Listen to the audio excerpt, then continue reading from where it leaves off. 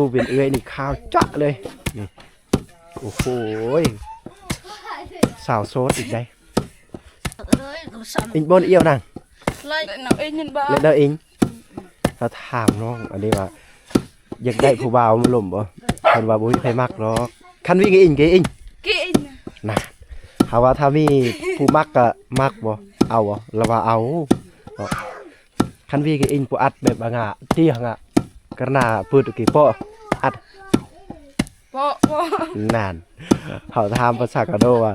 ถ้ามีผู้ที่เอาผู้มักฮักนี่จะพาไปอยู่พอเธอได้ครอบครัวนะอยู่นี่นะโอ้หมู่บ้านลึกลับวิถีชีวิตชาวบ้านการใส่น้ำคือจะเป็นน้ำห้วยตัวนี้เอาสบายดีทุกคนสบายดี FC นะตอนนี้คมอยู่ที่เมืองสมุยแขวงสารวันมาถ่ายทอดวิถีชีวิตชาวลาวชนเผ่ากะโดอยู่ตามชายแดนลาวเวียดนามเนาะว่าเฮามาเบิ่งวิถีชีวิตกับเจ้าการอยู่การใช้ชีวิตเป็นจังไดเนาะความยากลำบากหมู่บ้านแห่งนี้ชื่อว่าหมู่บ้านวังโคงหรือว่าตามภาษาท้องถิ่นหรือว่าบ้านเพิ่นกลองแวกเนาะตามภาษากะโดกลองแวกนี่แปลว่าโค้งเนาะกลองแปลว่าวังโคงเนาะอยู่ในบ้านกับเจ้านี่มันมีน้ำห้วยใหญ่แล้วก็มันมีบ่อนวังที่โค้งหั่นน่ะบ่อนนี้แหละวังโคง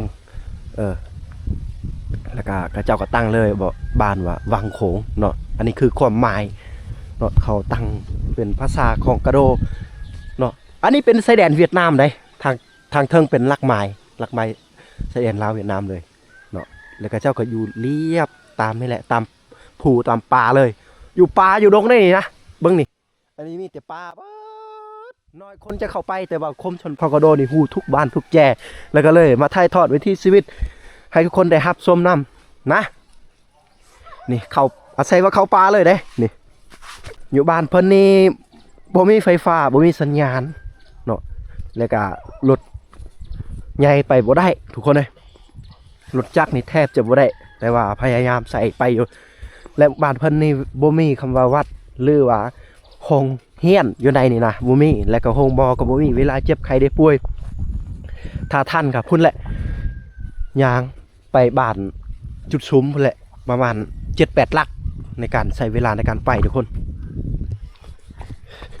อยู่เขตนี้เป็นภาษากะโดได้ภาษากะโดที่เว้าบวดคือภาษาคมเลยคมชนเผ่ากะโดเนาะเว้าเข้าใจกันอยู่เขตนี้นะนี่ได้ยินแต่เสียงกบเสียงเขียดทางนี้ทางเทิงได้ยินแต่เสียงนกห้องอ้อมหอบหมู่บ้านเพิ่นนี่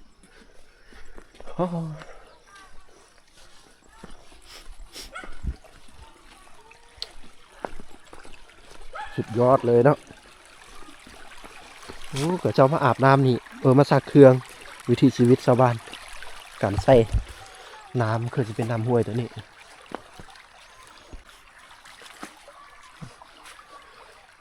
ตัวมันจะโปะไงกี่โปะพี่ได้ถามชาวบ้านเพิ่นว่าเมื่อนี้ไปใส่ไปให้เหรอว่าแม่นโอ้โหใช้แล้วถึงหันเฮาถึงงานยังอยู่เทิงอยู่ยังอยู่ป่าสูงคุณโอ้โหทุกคนป่ามาซุนเผาตองเรื่องเลยก็จะอยู่หูอยู่ป่าเลยเลยเดี๋ยวคมสิขึ้นทางคุณไปได้ครับบรรยากาศน้ำนี่เป็นตอนเสาร์ถึงงานครับยังอยู่เทิงพุ่นถึงงานเนาะ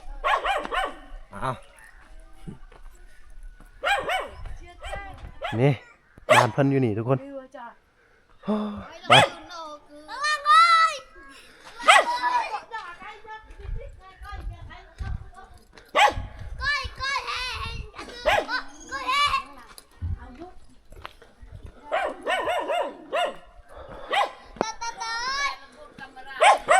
พอเธอได้ครอบครัวนะอยู่นี่นะโอ้หมู่บ้านลึกลับหมู่บ้านวังโคงอยู่ลึกลับอะไรได้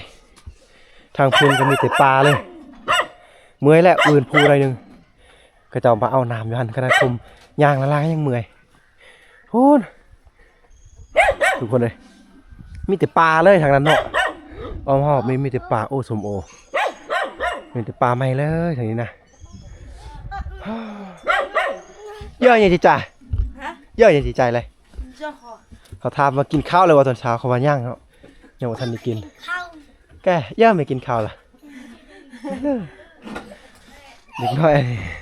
เราว่าเรากินข้าวแล้วเนาะอามาแต่ไม่กินข้าวอามาแต่ไม่จิจามแต่เจ๊กเดี๋ยวไม่ยอมนะกูเหรอเขาว่าเจ้าได้อีหยังอะไรของกินแล้วว่านี่แล้วว่านกว่าข้อแน่เขากินเลยนี่เพิ่นเอาให้เอาเป็นยังน้ำเปล่าหยอกซื่อๆกูตระอักเลยมันน้ำมันกูกลอยเฮ้ยเนิ่มอีกเหรอ Tùy, lắm thì sao ta tốt ở mặt bò. กลอใจนั่งก็เลยมีประมันเงินแม่เมื่อกี้นี่เพิ่นต้อมเข่าพอดีทีมงานเฮามาแล้วเพิ่นย่านเพิ่นอายนี่เอาเลยกูไม่ยันตรุยจ่ากูโรยตรุยกูไปตรุยตอชราบ่หยอกเขาว่าซะหน่อยว่าไก่กินหมดแหละนี่วู้อยู่คักมีแต่2ครอบครัวเสียบ่หันอยากตะนนนไล่ตอนดอกกันบ้านจะดิ้ง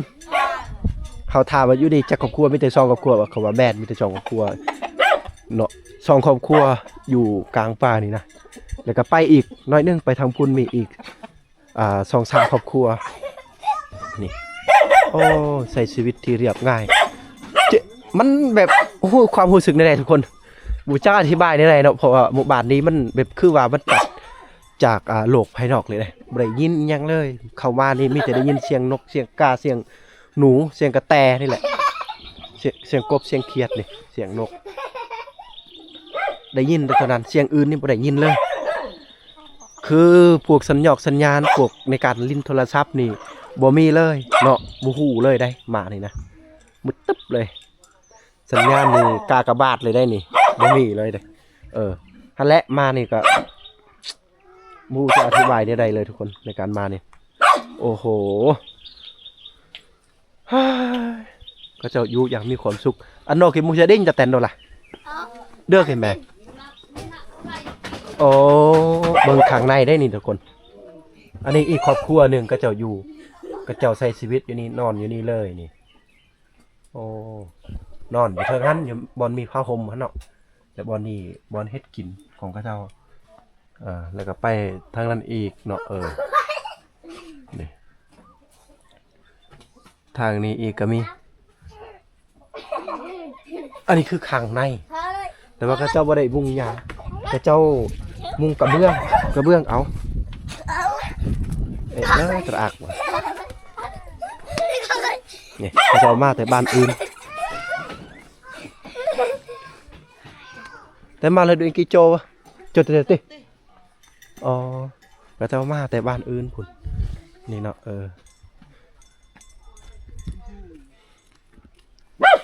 กระเร่งจันกูมอดผู้สาวเลิกแต่ไม่โจแลบแต่ไม่โจแลบจีดกงแล้วอย่าไปเอากงแต่ตึงกงอ๋อเบิ้งสิไปเบิ้งผู้สาวเบื่อไปหาสัตว์นังเข้าในเด้สายธรรมชาติอีกอันนี้เขาอยู่ข้างในเฮือนได้เบิ่งธรรมชาติเยอะเนาะนี่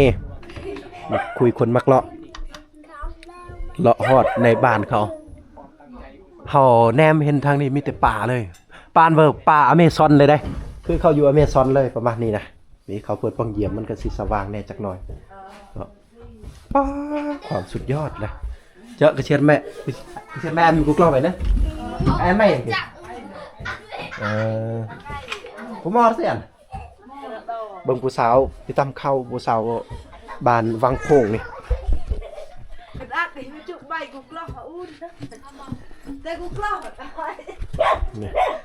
เพราะว่ากระเจ้าบ่ได้มีไฟฟ้าแล้วกระเจ้าก็มีแต่แบบตำจังสี่เอา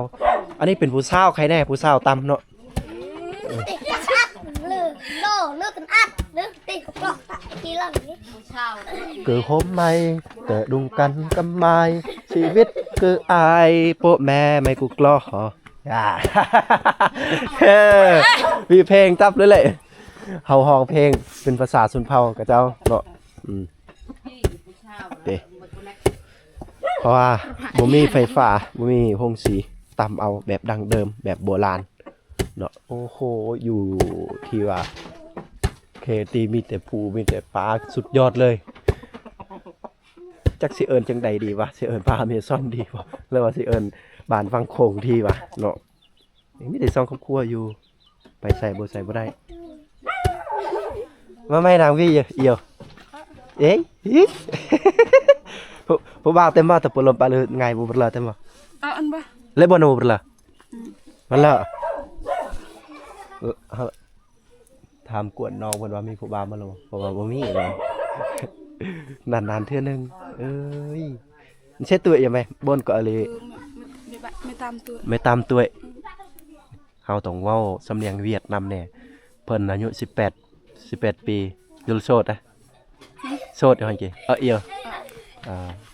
เอียวขึ้นมาย้อนดอกไอ้มา อันดา ดอกทันฮะดอกทัน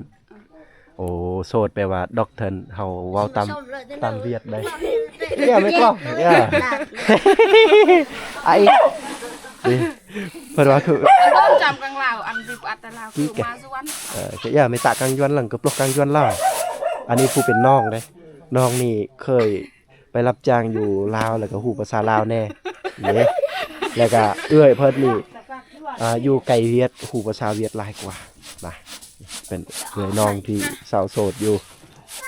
ยู่บ้านบางโขงนี่สุดยอดเลยกูมาหมอให้แปะอามียังกลุ่ม3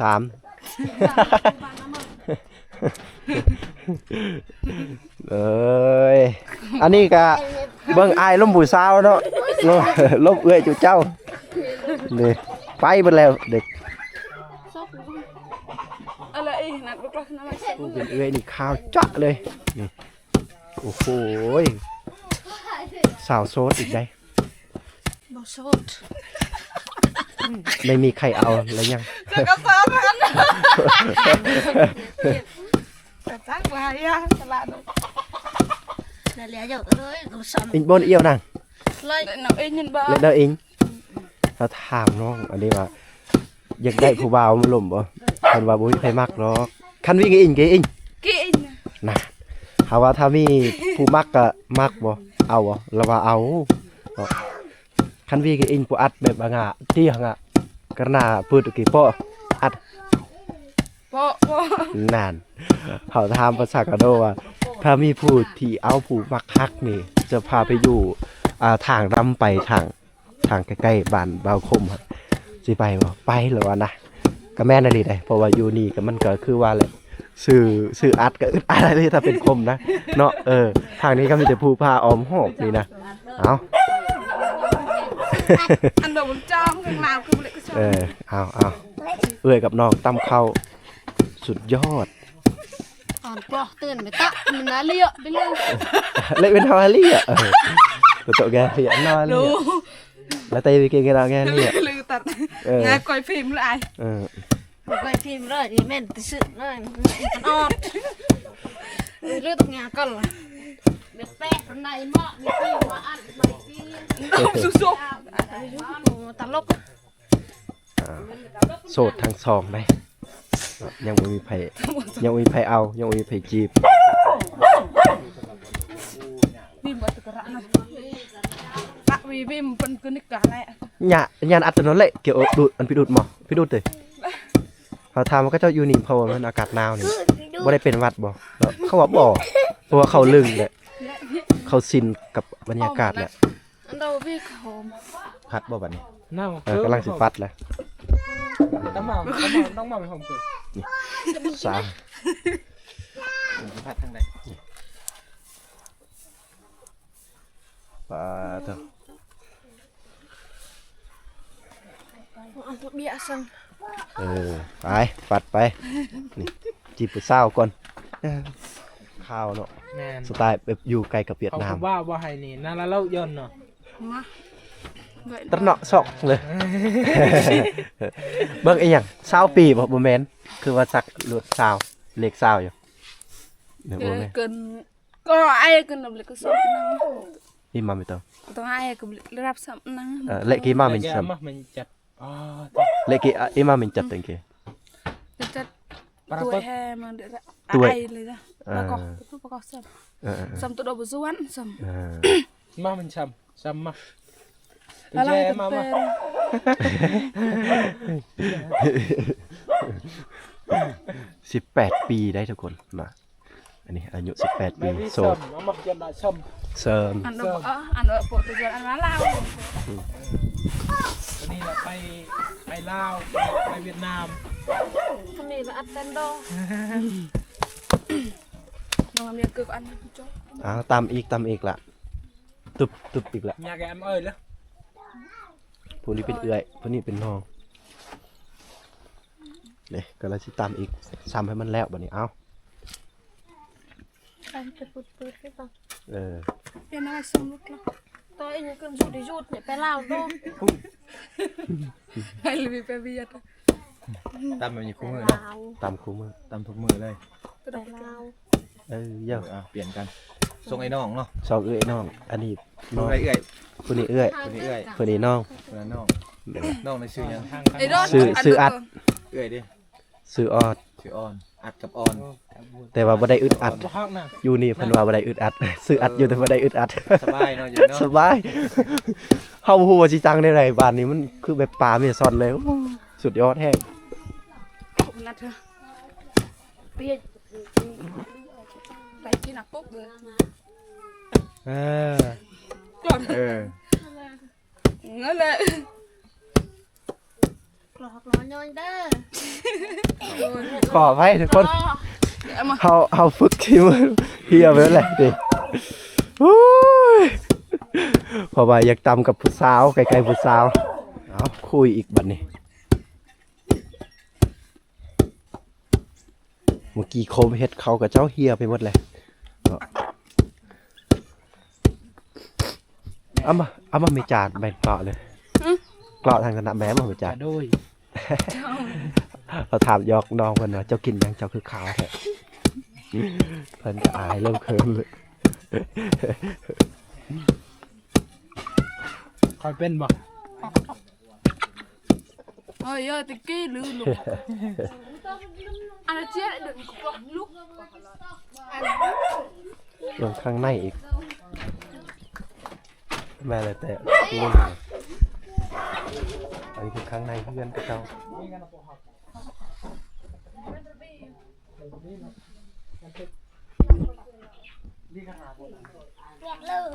ประมาณทั้งจวนเนี่ยเนาะเลย Nama pun nak ke? ใกล้ๆเวียดนี่เขาว่าใกล้ คนไหนน้องคนอะไรพี่น้องเอาอีกจับเอาเอาให้น้องอีกแล้วให้น้องอีกแล้ว ๆบ่เพิ่นปะวางงั้น ปลาไว้ห้องกระมุดตัวจังสิ บ่าวโดดเพิ่นมีขนมเล็กน้อย หยอกซื่อๆพี่น้องแต่เช้ามาคงอันแก้วอ่ะบ่โนดยายเพิ่นหมดนั่นแหละ เอาทุกคนเอ้ยโอ้ยบ่สบายแฮงตอนนี้นะเพราะว่าเฮาอยู่เขตนอกบ้านบ่าวคมก็อยู่นอกคือกันเด้ห่างไกลศอกลีกคือกันแล้วก็บ่มีหยอกยาเฮากลับมาแต่บ้านวังโค้งเลยโอ้ยเฮาก็ได้รับชมวิถีชีวิตชาวบ้านเนาะตื่นเช้ามาก็ตำข้าวเฮ็ดกินเฮ็ดยากบ้านกระเจ้านี่บ่ได้มีห้องน้ำเข้าป่าเลยเวลาเจ็บท้องอีหยังเข้าป่าบ้านเพิ่นยังบ่มีไฟฟ้าใส่บ่มีสัญญาณอินเทอร์เน็ตแต่ว่าเขาเจ้าอยู่อย่างมีความสุขอยู่แต่สองครอบครัวเนาะแล้วก็มีผู้สาวโสด2คนยังบ่ทันได้มีผัวบ่ทันมีผู้ใดมาลมมาจีบแล้วก็ติดกับชายแดนเวียดนามใกล้ภูบ้านเพิ่นขึ้นหน่อยหนึงก็สิเป็นชายแดนเวียดนามแล้วหรือว่าสิเป็นประเทศเวียดแล้วเขาฮู้ภาษาเวียดเขตนี้หลายกว่าภาษาลาวภาษาลาวเขาบ่ฮู้เลยว่าภาษาลาวแหละทีมงานเฮากับบ่าวโนดเราเป็นคนเราลุมแล้วก็เราภาษาลาวใส่เขาเจ้าบ่ฮู้เลยได้เอ้าในคลิปนี้ก็บ่มีหยังหลากหลายที่ได้รับชมก็คือให้พวกเฮาก็ได้เห็นธรรมชาติที่สวยงามแห้งในหมู่บ้านเพิ่นได้หมู่บ้านจะภูพาป่าไม้อ้อมรอบแห่งนี้ถ้าบ่ไปก็บ่เห็นได้ถ้าบ่มาก็บ่ฮู้เขตนี้ดะเนาะมันยังมีบ้านเซยเอ้าอันนี้คือเฮาได้เข้ามาฮอดจอดถึงหมู่บ้านเพิ่นเราอย่าลืมทุกคนนั้นได้เข้ามาแล้วก็กดไลค์กดแชร์เป็นกำลังใจให้คมส่วนผักก็โดขอขอบอกขอบใจสำหรับ คนเก่าคนใหม่ที่มาเรื่อยๆในสังคมได้ถ้าหักมักก็กดติดตามเนาะแล้วก็คอมเมนต์กันได้เนาะเอาในคลิปนี้ก็ขอสิ้นชุดเพียงแค่นี้ขอพบคลิปถัดไปทุกคนกดกระดิ่งแจ้งเตือนเพื่อบ่พลาดคลิปในจะปล่อยในวิดีโอถัดไปขอทุกคนอยู่ดีมีแฮงเอา